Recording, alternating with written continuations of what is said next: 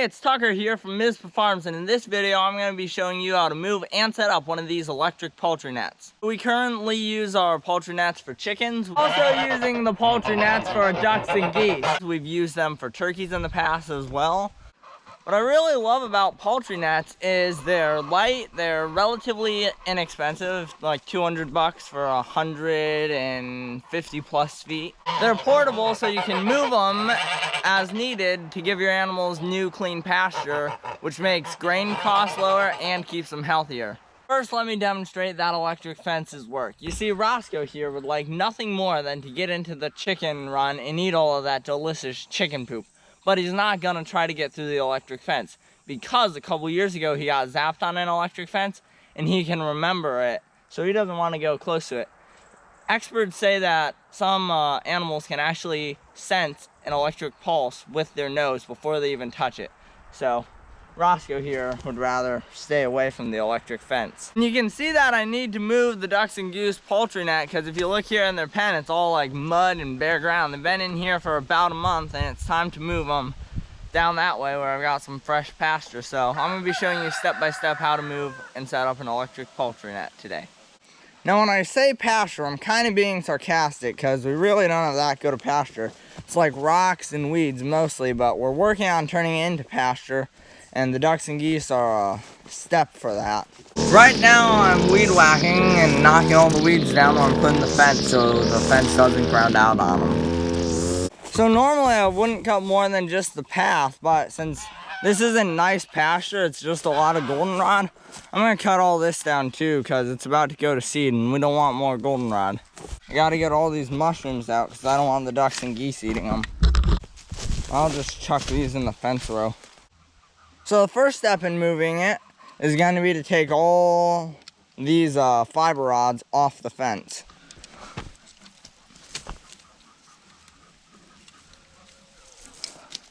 Alright, there's one. So I've got two poultry nets connected together, a 4-foot and a 3.5-foot one. I like the 3.5 feet ones better because they're a little bit less fence to move, but they're still tall enough to be safe enough predator-wise.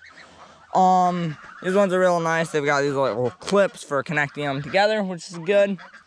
And we put these fiber rods between the posts. So the poultry nets I have about 10 to 12 feet between the posts now that come attached to them. They make poultry nets with posts that are every 6 feet, but they're way more expensive. So we just use some of these fiber rods with the insulators, adapter things on them. And we like using these better because we can put these wherever we need to. So now I'm going to start wrapping it up. Now there's two different methods for wrapping up one of these electric poultry nets.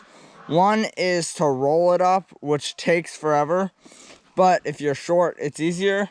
The other method is you make kind of all the posts in one and then have to deal with that extra.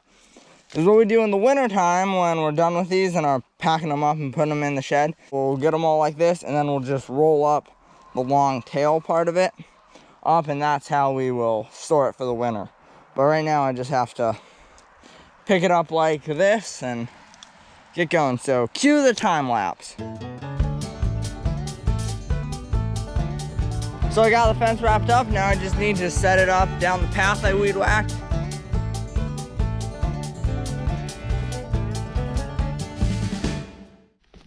So right now I'm just kind of tacking the electric fence in, and I'll come back later after I get it all where I want it. I'll come back with those fiber rods and some ropes to pull out the corners how they're supposed to be.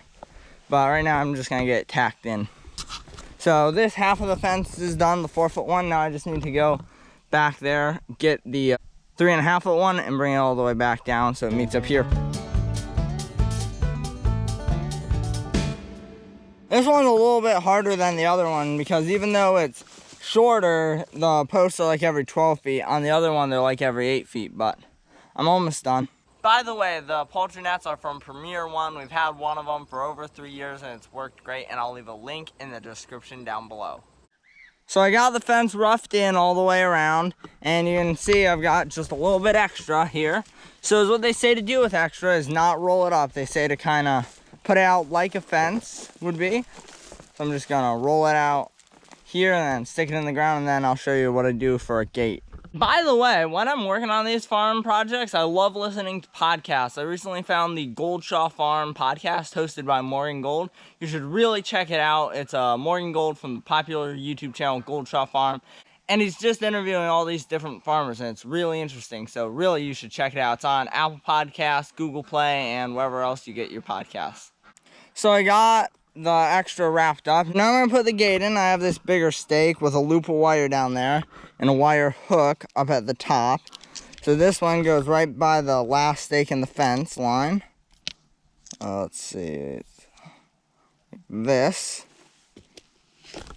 And then I've got this gate I made, which has fiber rod and some plastic mesh, and then some electric lines woven into it. So then the bottom part of the fiber rod in the gate goes in the loop of wire. The top goes in the hook. And that's the gate. Now I'm just gonna zip tie these two together, and then the gate's done. Then I can just come back and put fiber rods between all the posts in here where it's sagging. So now that I've got the fence roughed in, I'm just gonna open up here, and then I'm gonna herd the ducks and the geese in. Because I've just been leaving them in their house all morning while I move it, because I don't want them running around and finding mushrooms to kill themselves with.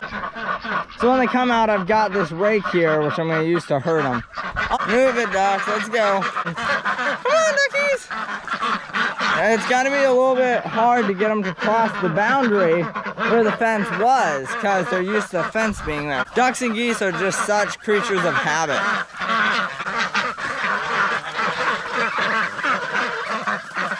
There we go, guys, into your new pen. The ducks are very much happy with the new pasture. Look at them go. Hey, guys. All right, so this is one of the corners, and you want the corners to be straight up and down or bending out, and this one's bending in. So I'm gonna put this string on it and then pull it to a good angle that I like, and then put this metal stake in the ground to hold it. And there we go, good corner. Now all along this fence where it sags in the middle, or like I've got here where there's a gap on the ground where a predator could get under, I will put a stake. So right here, pulling these fiber rods in. This fiber rod's only 4 feet, and you put about 6 inches in the ground. And since the fence is 4 feet tall, the top part of the fence won't be on it, but that's good enough. So all the lines here that are white are electric, and then the one on the bottom that's black, that is ground. So it's totally fine if the black one touches the ground, and it's better to keep these off the ground as much as possible so your fence will zap better. So now I'm gonna connect the electric fence to the power. I've got a couple of tips and tricks for this, for both getting the best possible zap, as well as for protecting your electric fence charger from lightning, which is pretty important. So I don't know if the camera can hear it right now, but there's like a tick, tick, tick. That's the fence zapping. So yeah, now how to get your fence to give the best zap.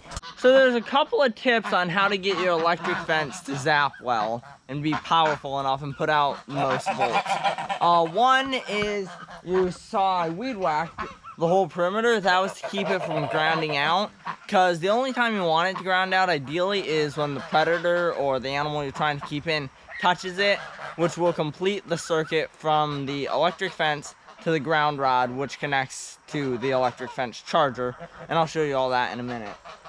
Another thing you can do to make sure it's zapping the best is you can put multiple ground rods in. So I've got a ground rod here, goes probably 2.5 feet in the ground. The deeper it can go, the better, but that's all I could go before I hit rock. And it's tied to this electric poly wire, which goes back to the ground on the electric fence charger. So it's got a good ground field, which helps it zap more. And then up here, this is the hot line, which brings the power from the fence charger. So this goes all the way down there around the greenhouse, all the way back on this side of the greenhouse, up into the woods there to the fence charger. Another way to get a better zap from your fence is add multiple ground rods near the fence. So here I am at the electric fence charger. As you can see, Here's the ground line that comes to the secondary ground rod, which is closer to that end of the duck pasture. So it'll be good when the ducks are down there. And then from there, we've got this lead that connects to this wire, which goes to the lightning diverter, which I'll talk about in a second. And then it goes up to the ground porthole in the electric fence charger.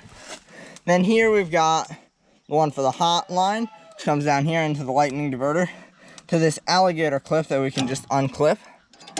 And it goes down here. And then that line goes all the way out past the goats to the duck run.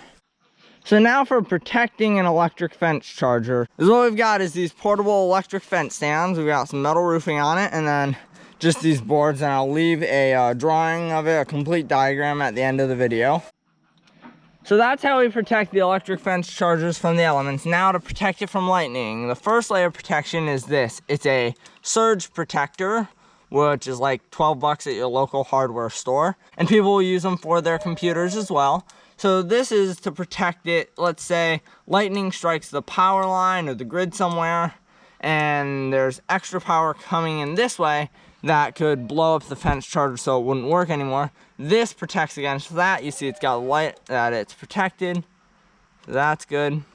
And then we've got the lightning diverter, which is another layer of protection. It's got the hot line that comes up here and the ground line there. And then our final level of protection, let's say we're here, we check the forecast and it's supposed to thunder and lightning.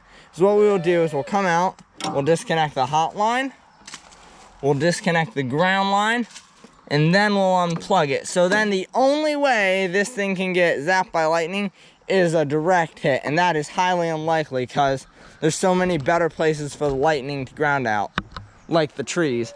But having a big fence field, especially with the poultry nets, and especially having it far away, the likelihood of it getting hit by a thunder and lightning storm is way higher than a smaller fence. So I'm really glad I've got these levels of protection in. The other thing that's important for an electric fence is to make sure your charger is powerful enough. So you can see the electric fence charger I'm using here says 60 miles. That basically means nothing, so ignore that. Then also down here it says 2.2 output joules. That's the important one. You figure you need about 1 output joule from the electric fence charger for every 150 feet of poultry net. I'm not quite sure what stored joules is for, but I'm glad I have 2.2 joules of output because I've got 2 fences that are over 150 feet. The same company also makes smaller fence chargers, like this one's only 30 miles and 1.2 joules of output, and that's the one we use for a goat fence. And I should mention, for the goat fence charger, we've got a slightly different level of protection. Instead of alligator clips for unclipping the fence in the case of a lightning storm, we've got these disconnect switches. So that's another way to do it too, if you prefer these, but I just don't like these as much because they're not very durable. And we already had the alligator clips, so I didn't need to spend extra money on it. So last night, after my dad got home from work, we moved all 3 houses in. I didn't film it because I didn't have enough hands, but we got the houses moved in with the geese, and now it's time to let them out. All ducks out! Free the geese!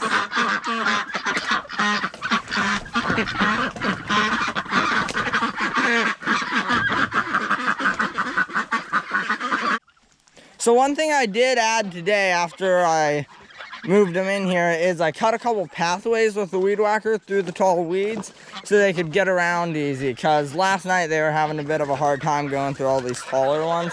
So I cut them some pathways and they like it a lot better.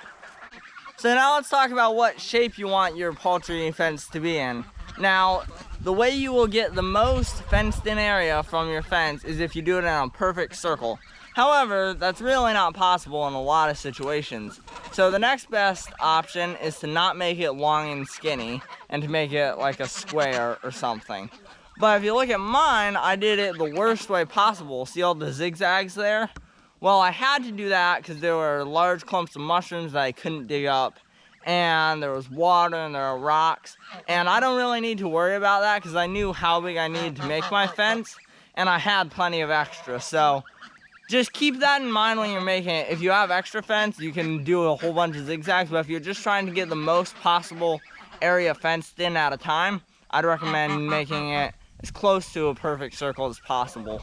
So as far as protecting them from predators, this is a really good setup. I've got the electric fence, so predators aren't going to want to come through the electric, especially once the predators are used to it. It's high enough predators will have a hard time jumping over it if they wanted to. And it's really taut along the ground, so predators would have a really hard time getting under it. Also, their houses are very well fortified and hard to get into. And the final thing I do to kind of try and protect them from bird predators is I've got these fake owls I set up around it. So there are some conflicting viewpoints on whether or not these fake owls work, but I figure it can't hurt to have them. So I've got this one here that's just like one with a steady head. And I've also got this owl here, Edward owl, who's got a spinning head. They say the ones with the spinning heads are supposed to work better, and I move the owls every couple of days, so hopefully it works. And for all the people in the comments who are going to be saying I shouldn't have these around because they'll be scaring the ducks, they obviously don't care. Meet the owl ducks. You care? So I'll leave you with some drone footage of everyone enjoying their new pasture. But first, I just want to thank you so much for watching. I really hope this video was helpful or enjoyable to you. If it was, please like and subscribe down below. That really helps out the channel and helps me teach more people cool stuff like this. And I'll be seeing you in my next video.